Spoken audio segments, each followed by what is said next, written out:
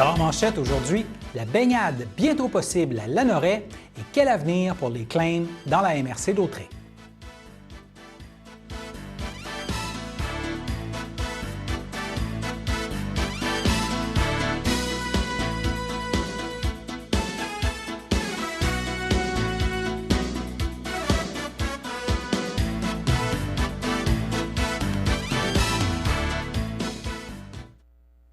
Alors bonjour mesdames, messieurs, mon nom est François Robert et bienvenue à votre bulletin d'information régionale du lundi 8 juin. Alors comme dans plusieurs municipalités de la région, certains services municipaux sont en mode déconfinement progressif à Lanoraie. Le maire de Lanoraie, Gérard Jean, confirme que la piscine municipale pourra être ouverte d'ici la fin juin, ce qui va certainement faire des heureux.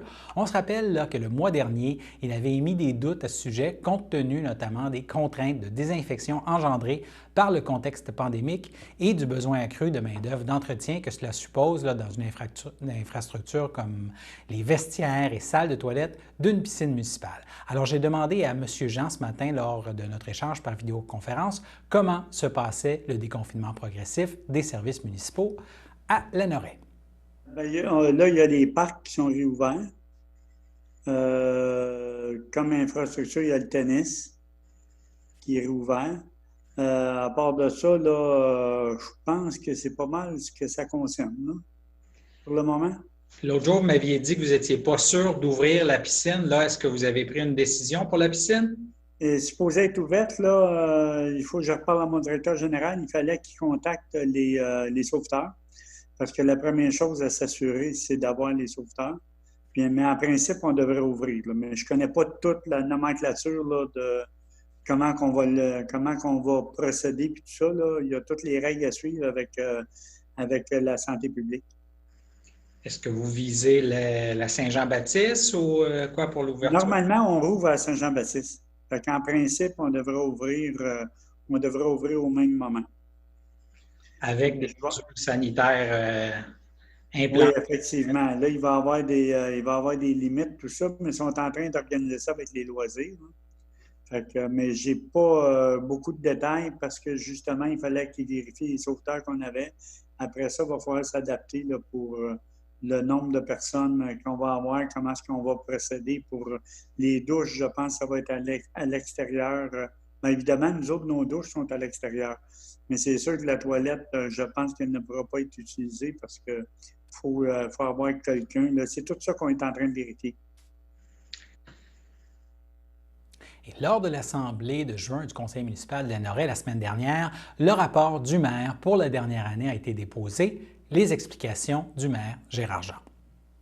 Donc, comme je disais, c'est que l'audit des livres de la municipalité de Lanoraie a été effectué, c'est ça, par le bureau de comptable Michaud Clément Inc. Puis, le rapport financier montre un excédent de fonctionnement de 735 003 $, considérant des revenus de fonctionnement de 5 807 511 $.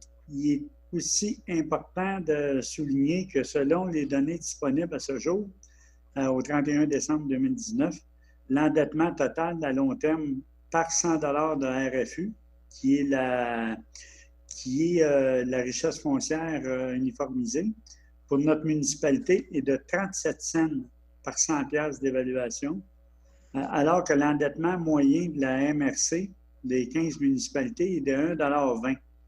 Donc, ça représente, on se trouve être en dessous de la moyenne à la MRC. On se trouve être en dessous de 69 %. C'est quand même important.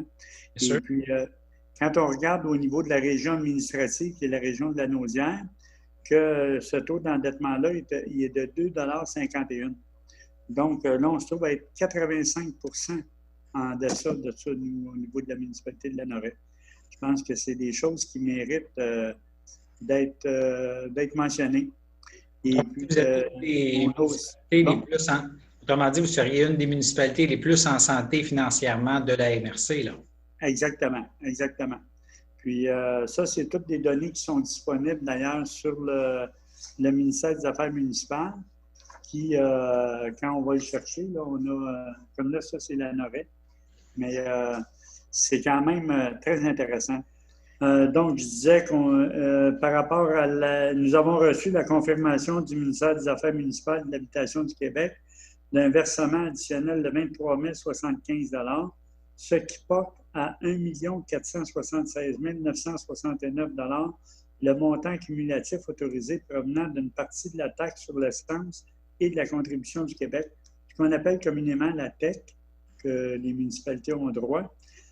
Donc, pour les années 14 à 18, 2014 à 2018, de ce montant, une somme de 1 151 195 $ a été utilisée pour les travaux de la rue Notre-Dame. Et puis, en plus de ça, on a aussi eu une contribution du ministère des Transports du Québec de tout près de 2 millions pour les travaux de la rue Notre-Dame, plus la TEC de 1 151 000. Ça fait quand même 3 151 000 qui venaient de la TEC. Puis le reste, de mémoire, là, je pense, c'est autour de 400 000 là, que c'est un montant qu'on a pris sur les surplus accumulés. Donc, c'est pour ça que les gens étaient sceptiques au début. On disait qu'on faisait la rue Notre-Dame puis qu'il n'y aurait pas d'augmentation de taxes. Mais effectivement, ça n'a pas généré d'augmentation de taxes, justement parce qu'on est en excellente santé financière. Puis, dans les faits saillants aussi, il y a le fait que la municipalité a également fait l'acquisition de la bâtisse au coin des rues Notre-Dame et Louis-Joseph Doucet pour un montant de 177 000 $. Vous vous rappelez, on en a discuté à quelques reprises. Elle a été détruite depuis? Oui, ça a été détruit. Puis là, on est en train de planifier le réaménagement de ça. Ça va être très beau quand ça va être terminé. On espère terminer ça là, cet été. Est-ce que le modèle a été adopté, là, le plan de qu'est-ce que vous allez faire sur ce terrain? Il y a encore des discussions là, au niveau du conseil pour la finalité, là, mais on discute avec notre ingénieur paysager. Et puis, évidemment, il y a eu aussi, en 2019, on a entamé des recherches pour l'eau potable. Et puis, pour une somme de 141 000 $ qui ont été pris à même le fonds réservé pour l'aqueduc, pour l'eau potable. Donc, ça, comme j'expliquais dans mon rapport du maire, quand j'ai fait la vidéo, justement, c'est que j'expliquais aux gens, il faut bien comprendre que ces recherches-là, c'est pas ce qui touche les pétitions qu'on a eues là, pour faire des recherches sur le côté ouest de la municipalité. Ça, c'est plus pour augmenter notre eau potable parce qu'on sait que la municipalité grandit, on sait qu'il y a des nouveaux développements et puis on se doit de faire des recherches pour s'assurer de garder notre marge sécuritaire pour ne pas justement manquer d'eau potable. C'est les recherches qu'on a entamées en 2019. Et puis après ça, on a eu la réfection de la rampe pour les personnes à mobilité réduite au niveau du pavillon Clément-Loranger, qui ont été complétées pour un montant de 18 000 $. Puis il y a eu l'entretien du terrain de soccer là, qui a également été fait pour un montant de 10 000 $. Maintenant, si on regarde un peu le nouveau portrait de la situation pandémique au Québec, eh bien, à l'échelle provinciale, la santé publique parle maintenant de 4 984 décès reliés à la COVID-19. Et en ce moment, au Québec, il y aurait 979 personnes hospitalisées en raison du coronavirus, dont 121 qui sont aux soins intensifs. À nouveau, ce sont deux chiffres qui sont en baisse. Par exemple, là, le nombre de personnes hospitalisées était au-dessus de 1000 depuis très longtemps et là, il passe sous la barre du 1000. La région de Lanaudière compte maintenant 4080 tests positifs à la COVID-19 et de ce nombre, 290 proviennent de la MRC d'Autrey. Mais bien sûr, tout cela est fragile, il faut demeurer prudent. Lors de sa conférence de presse en début d'après-midi, le premier ministre François Legault s'est réjoui de la baisse des hospitalisations et du nombre de personnes aux soins intensifs en raison de la COVID-19 et cela permet au gouvernement d'annoncer une nouvelle phase de déconfinement progressif. Les restaurants à l'extérieur du Grand Montréal pourront rouvrir leurs portes dès lundi prochain, le 15 juin. Par contre, la MRC de Joliette devra de nouveau s'aligner avec la date pour Montréal, Laval, la MRC des Moulins et la MRC de l'Assomption à ce chapitre. Alors, leur ouverture, les restos dans ces régions, ça viendra un peu plus tard. Bien sûr, là, dans le cas des restaurants, ce ne sera pas exactement comme avant. Il y aura des mesures qui seront mises en place pour limiter les risques de propagation de la COVID-19, mais on imagine facilement que des restaurateurs de Berthier et des environs commenceront rapidement à prendre des réservations en vue de cette réouverture de lundi prochain. Peut-être que vous-même, vous allez téléphoner pour réserver une place au cours des prochains jours. Qui sait? Et depuis plusieurs semaines, là, les restaurateurs de notre région, eh bien, ils devaient se limiter aux commandes pour emporter et garder leur salle à manger fermée aux clients. C'est ce qui va changer à compter de lundi prochain. Et nous passons maintenant à notre première pause. Le samedi matin, dès 9h30, nos téléspectateurs sont invités au Super Bingo télévisé diffusé de nos studios de Berthierville. Depuis maintenant une vingtaine d'années, plusieurs adeptes de la télévision régionale se sont partagés un montant de 600 $ disponible chaque semaine lors de cette joute de bingo télévisé. Un animateur et 3 bénévoles se succèdent à la caméra dans le but de vous faire passer une petite heure agréable et payante le samedi matin. On peut se procurer les cartes de jeu chez les dépositaires autorisés participants, c'est-à-dire à Berthierville, le dépanneur Formule 1 rue Gilles Villeneuve, le marché IGA Extra sur la rue Gabrielle Brissette, le marché Métro rue Notre-Dame, la pharmacie Proxime rue Frontenac, le garage Pétroté sur la rue Gilles Villeneuve et à Saint-Ignace-de-Loyola, le marché Aldo rang Saint-Michel, le dépanneur Le Magasin Esso sur le chemin de la Traverse. C'est un rendez-vous tous les samedis matins à 9h30 sur les ondes de CTRB, votre télévision régionale et communautaire.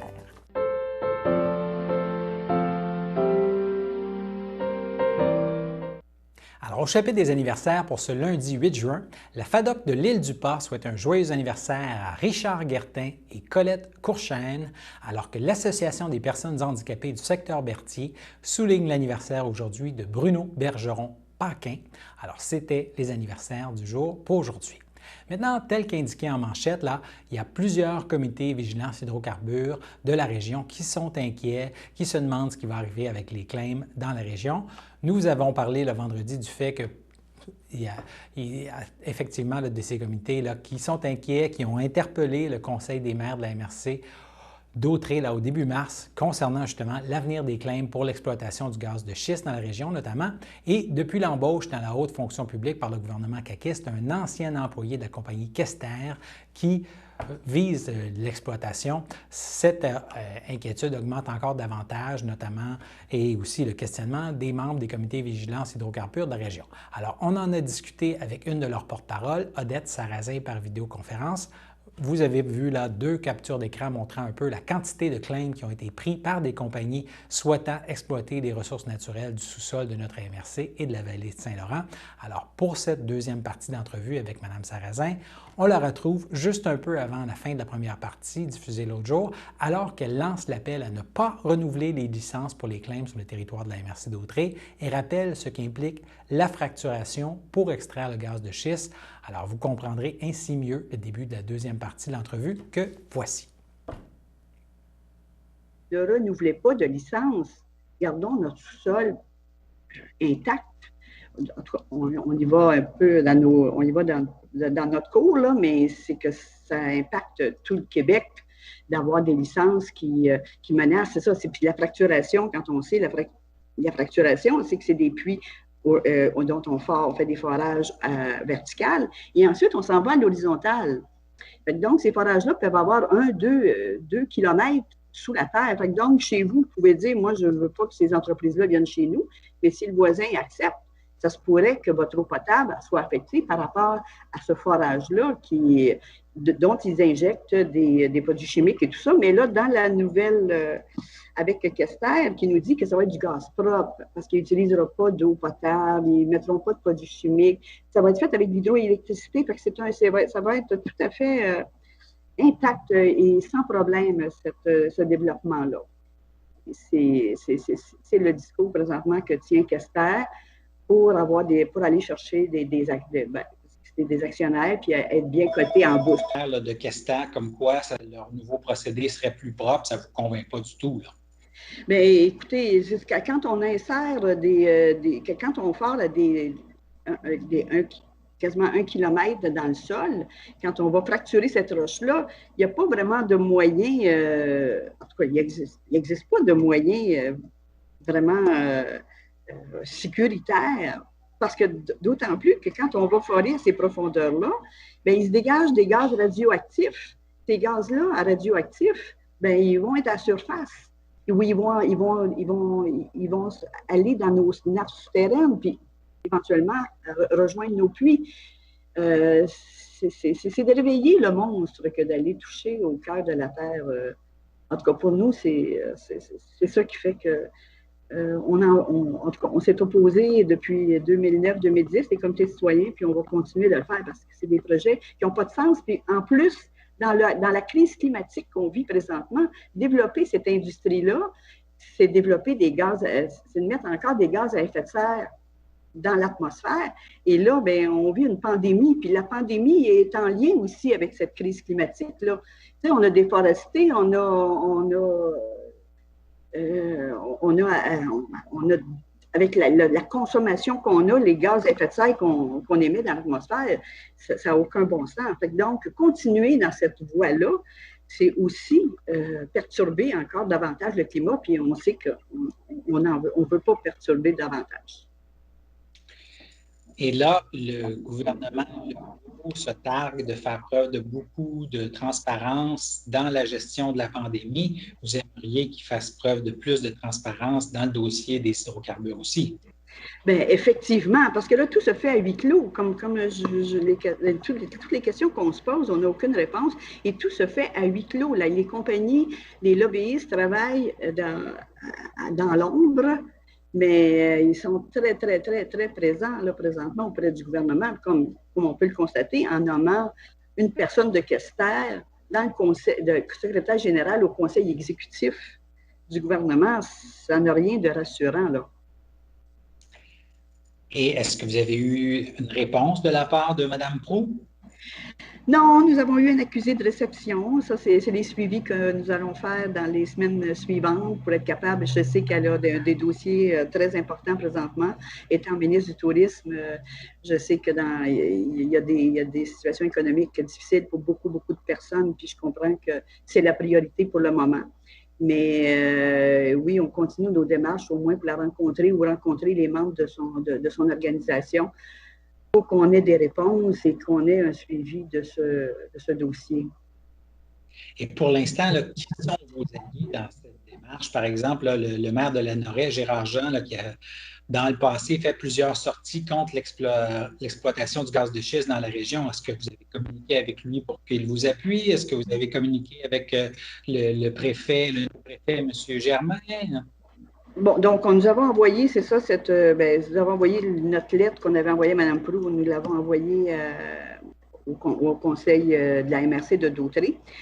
Par rapport à M. Jean faisait partie d'un comité de pilotage de maire qui existe encore et qui, maintenant, c'est Mme, dont j'ai oublié le nom, qui est de Sainte-Luce-sur-Mer, qui est la mairesse de Sainte-Luce-sur-Mer, qui est maintenant la porte-parole du comité de pilotage. Et oui, le comité de pilotage, présentement, travaille sur ce dossier-là. Et éventuellement, c'est ça, nous ferons des représentations auprès de nos conseils municipaux pour qu'ils adoptent soit des résolutions d'opposition à ces projets-là. Et parce que les maires sont... Puis surtout que le Quester veut vraiment... son objectif à Quester, c'est d'aller sur la Rive-Sud, Joly-Lotbinière, Bécancour. Ce sont les endroits ciblés par Quester présentement, parce que ce seraient les endroits où il y aurait plus de potentiel de gaz.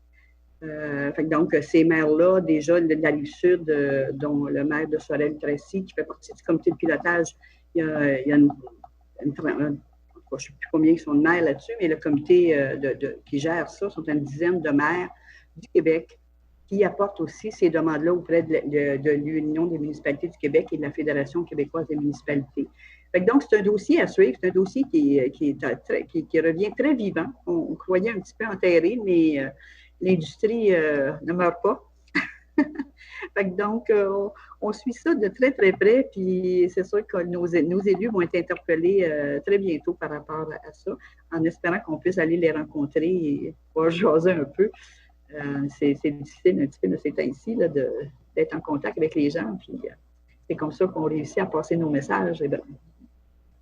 Mais Caroline, qu'elle intervienne directement auprès du premier ministre et du ministre de l'Environnement dans ce dossier, si je comprends bien. Là.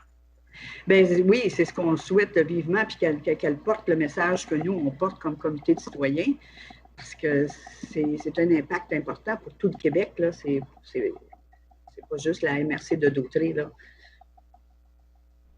Bon, bien, merci d'avoir pris le temps de commenter le dossier aujourd'hui, puis n'hésitez pas à nous faire signe s'il y a des nouveaux développements. Et nous passons maintenant à notre seconde pause. Sachez que vous pouvez nous faire part de vos commentaires, soit pour une annonce gratuite sur notre babillard ou toute autre suggestion en nous rejoignant par téléphone au 450-836-5103, 450-836-5103, ou bien par courriel tvcberthierville@hotmail.com, sur Facebook en écrivant Facebook CTRB. Et surtout, n'hésitez pas à visiter notre chaîne YouTube afin d'y retrouver une grande partie de notre programmation sur YouTube CTRB. Les émissions sont classées par catégorie, vous permettant de chercher moins longtemps. Vous pouvez aussi cliquer sur le rectangle rouge « S'abonner » pour être à l'affût des dernières émissions enregistrées.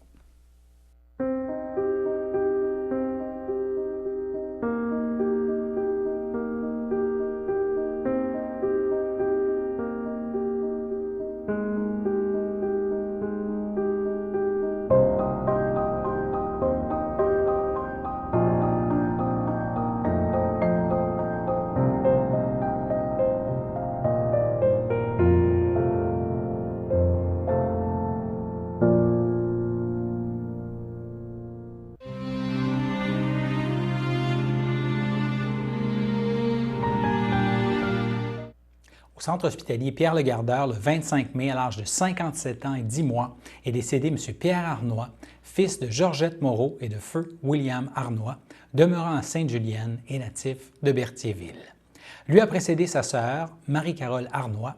Il laisse dans le deuil, outre sa mère, Mme Georgette Moreau-Arnois, son frère et sa sœur, Serge Arnois et sa conjointe Monique Carrière, Réjeanne Arnois et son conjoint Bernard Pagé. Laisse aussi dans le deuil ses neveux et sa nièce, Guillaume Arnois, Andrea Arnois, Benoît, Jean-Philippe, Pagé et Kevin Bélanger, de même que ses oncles, ses tantes, ses cousins et cousines et autres parents et amis. Et une cérémonie aura eu lieu dans la plus stricte intimité à une date ultérieure. Et bien sûr, votre collaboration est demandée afin de respecter les nouvelles normes sanitaires de la santé publique qui seront mises en place au salon. Maintenant, au centre Parphilia Ferland, le 28 mai, à l'aube de ses 96 ans, est décédée Mme Hélène Boucher. Elle était retraitée de Poste Canada et fille de feu Éméril Boucher et de feu Marie-Berthe Laporte, demeurant à Berthierville. Elle est allée rejoindre sa famille, Jean-Paul, Félicienne et Madeleine Boucher. Elle laisse dans le deuil ses amis, Jeanne Mance Paris et Achille Lambert, de même que ses cousines Nicole, Lucie et Marielle Pagé, Lynn Niquette ainsi que plusieurs autres cousins et amis. Un accueil à l'église Sainte-Geneviève aura lieu à une date ultérieure. Maintenant, à l'hôpital St. Mary's, le 29 mai, à l'âge de 79 ans, est décédé M. Yvon Poitras, fils de feu Émile Poitras et de feu Lucienne Bertrand, demeurant à Montréal et natif de Berthierville. L'ayant précédé son frère André, il laisse dans le deuil son fils Pierre Poitras, son frère, sa sœur, Marcel Poitras et sa conjointe Lisette Lefebvre, Marie Poitras et son conjoint Peter Bourque, ainsi que plusieurs neveux, nièces et autres parents et amis. Et une cérémonie aura lieu en privé à une date ultérieure. Maintenant, à la Villa Royale de Berthierville, le 4 juin, à l'âge de 94 ans, est décédé M. Arthur Guévremont, époux de feu Antoinette Laroche, demeurant à Berthierville et autrefois de Lanoraie. Il laisse dans le deuil son fils, Michel Guévremont et sa conjointe Louise Dubé, son gendre Normand Rochette, feu Thérèse Guévremont, de même que ses petits-enfants, Patrick Guévremont et sa conjointe Isabelle Rondeau, Joanie Rochette, laisse aussi dans le deuil ses arrière-petits-enfants, Lucas et Carl Guévremont, de même que ses belles-sœurs et son beau-frère, Hélène Laroche, feu Camille Thériault, Denise Laroche, feu Jules Benoît, Claire Laroche et son conjoint Pierre Brûlé, de même que ses neveux, nièces et autres parents et amis. Et une cérémonie aura lieu dans la plus stricte intimité à une date ultérieure. Maintenant, le 7 juin, à l'âge de 90 ans, est décédé paisiblement à son domicile M. Gilles Bellumeur, époux de Janine Clermont, demeurant à Berthierville. Lui a précédé son fils Marcel.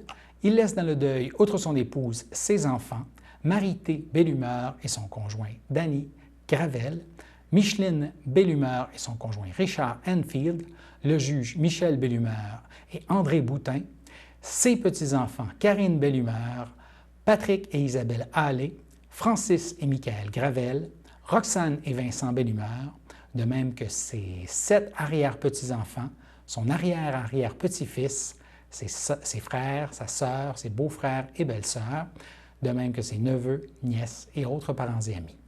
La famille accueillera parents et amis en l'église Sainte-Geneviève de Berthier samedi le 11 juillet dès 13h et suivront les funérailles à 14h en l'église de Sainte-Geneviève. Cependant, nous vous demandons de prendre note qu'à ce jour, nous n'avons pas eu l'aval de l'Église. L'entrepreneur de fonds funèbres n'a pas eu l'aval de l'Église afin de célébrer en leur lieu. C'est pour cette raison que si les activités de l'Église n'ont pas repris d'ici là, une célébration aura lieu en la chapelle du complexe de Berthierville au 741 Notre-Dame à la place. Alors, c'était les avis de décès pour aujourd'hui et nous passons maintenant à la météo.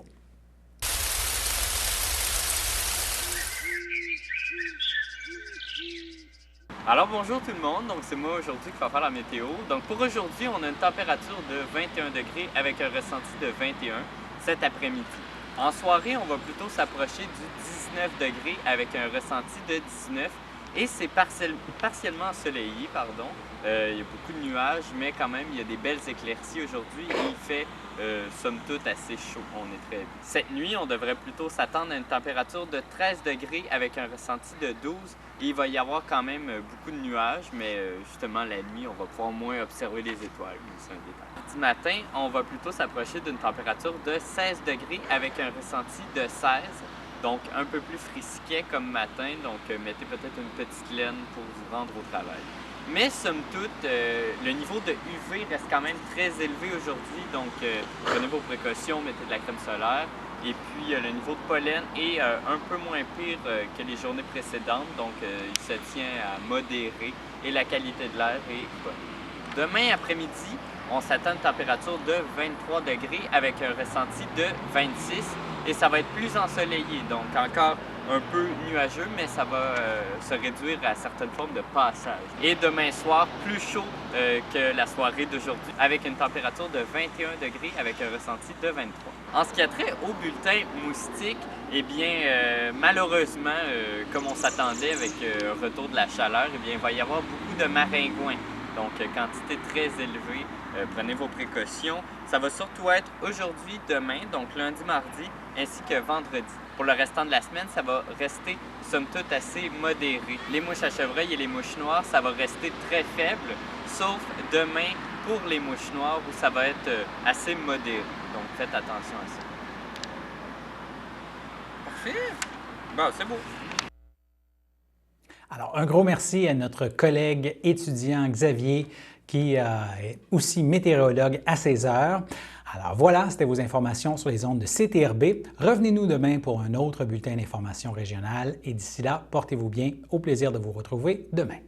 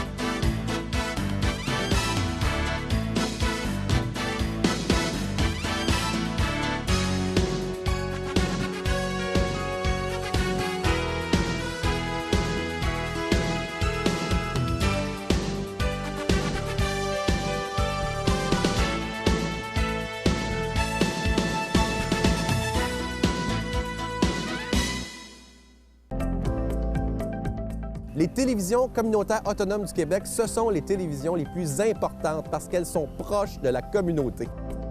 On veut encourager des gens qui parlent de ce qui nous intéresse, mais aussi qui participent au développement local. Mais c'est fini le temps là, où on allait lire une affaire qui a été écrite avant hier au bout du monde. Non! Tu veux savoir ce qui se passe chez vous? Bien, ma télé préférée, c'est la télé autonome communautaire. C'est ici que ça se passe.